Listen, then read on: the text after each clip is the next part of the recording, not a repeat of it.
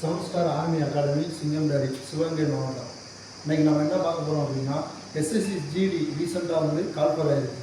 எவ்வளோ கால்ஃபர் ஆகிருக்கு அப்படின்னு பார்த்தீங்கன்னா 40,000 vacancy, almost 40,000 vacancy, 39,000 something vacancies, 40,000. இது இன்னும் இன்க்ரீஸ் ஆகிறதுக்கான சான்சஸ் அதிகமாக இருக்குது. இன்க்ரீஸ் ஆக சான்சஸ் போஸ்டிங் போடும்போது எப்போதுமே வழக்கமாக எஸ்எஸ்சி ஜிடி வந்து கால்ஃபர் பண்ணும்போது பண்ணுற வேகன்சிஸை விட போஸ்டிங் போடும்போது அடிஷ்னல் வேகன்சிஸ் எப்போதுமே சேர்ப்பாங்க. லாஸ்ட் டைம் கூட 10,000 வேகன்சிஸ் வந்து இன்க்ரீஸ் ஆகிடும். இதுக்கான குவாலிஃபிகேஷன் என்ன அப்படின்னு பார்த்தீங்கன்னா, 10th ஸ்டாண்டர்ட் பாஸ் பண்ணியிருந்தால் போதுமானது. 10th ஸ்டாண்டர்ட் பாஸ் பண்ணியிருந்தால் போதுமானது இதுக்கான குவாலிஃபிகேஷன். ஏஜ் என்ன இருக்கணும் அப்படின்னு பார்த்தீங்கன்னா 18 to 23 வயசு, அதாவது 18 கம்ப்ளீட் ஆகிருக்கணும், 23 வயசுக்குள்ளே இருக்கணும். ஏஜ் ரிலாக்ஸேஷன் யாராருக்கெல்லாம் கொடுக்குறாங்க அப்படின்னா, ஓபிசி கேண்டிடேட்ஸ் இருந்தீங்கன்னா அவங்களுக்கு ப்ளஸ் 3 இயர்ஸ் எக்ஸ்டென்ஷனாக கொடுக்குறாங்க. 3 வருஷம் வயசு அதிகமாக இருக்கணும். எஸ்சி எஸ்டி கேண்டிடேட்ஸுக்கு வந்து 5 இயர்ஸ் ஏஜ் ரிலாக்ஸேஷன் வந்து கொடுக்குறாங்க. 5 வருஷம் கூடுதலாக இருக்கலாம் எலிஜிபிள் அப்படின்னு சொல்கிறாங்க. இதுக்கான ஃபிசிக்கல் ஸ்டாண்டர்ட் என்னென்ன அப்படின்னு பார்த்தீங்கன்னா, ஹைட் மோஸ்ட்லி மஸ்ட்டு 170 சென்டிமீட்டர்ஸ் வந்து இருக்கணும். 170 கண்டிப்பாக இருக்கணும். செஸ்ட் எக்ஸ்பென்ஷன் நார்மல் ஸ்டேஜில் 80, எக்ஸ்பென்ஷன் ஆகும்போது 5 சென்டிமீட்டர் வந்து 5 இன்ச்சஸ் வந்து எக்ஸ்பென்ஷன் ஆகணும். 80லேருந்து 85 எக்ஸ்பெண்ட் ஆகணும். ரன்னிங்கை பொறுத்த வரைக்கும் 5 கிலோமீட்டர்ஸ் 5 கிலோமீட்டர்ஸ் 24 நிமிஷத்தில் கம்ப்ளீட் பண்ணி ஆகணும். இது வந்து ஒரு எலிஜிபிலிட்டி டெஸ்ட்டு தான், மார்க் ஓரியன்டாக கிடையாது, எலிஜிபிலிட்டி டெஸ்ட்டு. 5 கிலோமீட்டர்ஸ் வந்து 24 மினிட்ஸில் வந்து கிளியர் பண்ணி ஆகணும். ஃபிசிக்கல் ஸ்டாண்டர்ட் இது ஒரு பக்கம். முதல் நம்ம எஸ்எஸ்சி ஜிடி கான்ஸ்டபிள் போஸ்டிங் வாங்கணும் அப்படின்னா முதல் நம்ம ரிட்டன் எக்ஸாமை வந்து கிளியர் பண்ணணும். ரிட்டன் எக்ஸாம் வந்து ஃபஸ்ட்டு கிளியர் பண்ணணும். ரிட்டன் எக்ஸாம் எப்படி இருக்கணும் அப்படின்னு கேட்டீங்கன்னா, இது நம்ம நார்மலாக ஓஎம்ஆரில் யூஸ் பண்ணுற மாதிரி இருக்காது. இது ஃபுல்லாமே வந்து சிபிடியாக இருக்குது. அதாவது கம்ப்யூட்டர் பேஸ் பண்ணி டெஸ்ட் எழுதுகிற மாதிரி தான் இருக்கும். ஆன்லைன் எக்ஸாமாக தான் இருக்கும். இதுக்கு டைம் டியூரேஷன் பார்த்தீங்கன்னா 1 hour கரெக்டாக 1 மணி நேரம் டைம் எக்ஸாம்.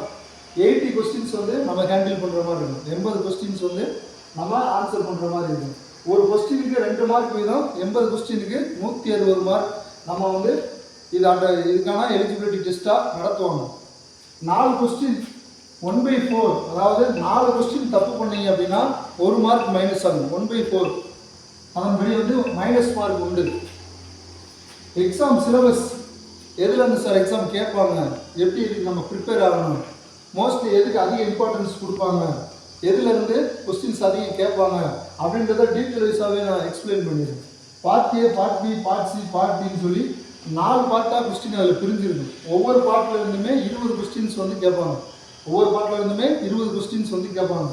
பார்ட் ஏ என்னன்னு பார்த்தீங்கன்னா ரீசனிங் மேக்ஸ், அதாவது சைக்காலஜி ஓரியன்டாக இருக்கக்கூடிய எளிமையான மேக்ஸ், நம்ம ரீசனிங் புரிஞ்சுக்கிட்டு செய்யக்கூடிய ஒரு மேக்ஸ் கொஸ்டின்ஸ் 20 கொஸ்டின்ஸ் இருக்கும். Next GK, current affairs.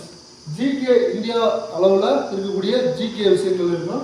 கூடுதலாக பார்த்தீங்க அப்படின்னா ஸ்கூல் புக்ஸில் இருக்கிற விஷயமாக தான் இருக்கும். ஜிகே அப்படின்னீங்கன்னா ரொம்ப எக்ஸ்பென்சிவாக இருக்காது, ஸ்கூல் புக்ஸ் ஓரியன்டாக தான் வந்து இருக்கும்.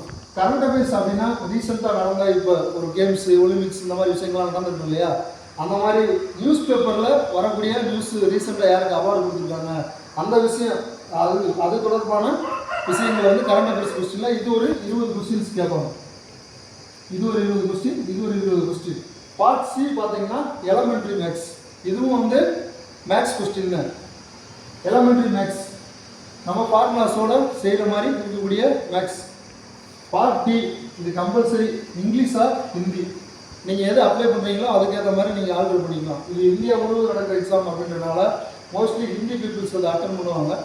ஹிந்தி இது பண்ணிக்கலாம். தவிர இங்கிலீஷ் மஸ்ட்டு. இது வந்து லாங்குவேஜ், உன்னோட இங்கிலீஷ் ஸ்கில் எப்படி இருக்குது அப்படின்னு உன்னோட கிராமர் ஓரியன்டான இதில் கொஸ்டின் இருக்கும். நீ அதை செக் பண்ணுறதுக்காக இதில் ஒரு 20 கொஸ்டின்ஸ் இருக்குது. ஆக மொத்தம் 80 கொஸ்டின்ஸ் இருக்குது. இதில் நீங்கள் எவ்வளோ அடித்தா சேஃபாக இருக்கலாம் அப்படின்னா, ஒரு 120 மார்க் அடிச்சிங்கன்னா கன்ஃபார்மாக ஜாப் வாங்கிடும். 120 மார்க்ஸ் அடிச்சிங்கன்னா கன்ஃபார்மாக ஃபிசிக்கல் கிளியர் பண்ண, மெடிக்கல் ஓவர் அப்படின்னா நீ ஜாப் வாங்கிடலாம். இதில் இன்னொரு நம்ம ப்ளஸ் பாயிண்ட் என்ன அப்படின்னு கேட்டீங்கன்னா, பார்ட் ஏவும் பார்ட் சி ரெண்டுமே வந்து என்னது மேக்ஸ்.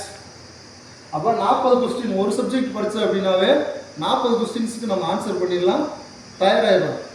40 கொஸ்டின்ஸ் கரெக்டாக அடிச்சாலே ஆல்மோஸ்ட் எத்தனை மார்க் வந்துடலாம்? 80 மார்க் வந்துடலாம். 80 மார்க் வந்துடலாம். அடிஷ்னலாக இங்கிலீஷ் கிராமர் 10th ஸ்டாண்டர்டுக்கு உள்ளதாக இருக்குது. 10th ஸ்டாண்டர்டுக்கு உள்ளதாக இருக்குது. அதுக்கு மேலே போகாது. ஏன்னா இது 10th ஸ்டாண்டர்ட் குவாலிஃபிகேஷன் வச்சுருக்கக்கூடிய எக்ஸாம்.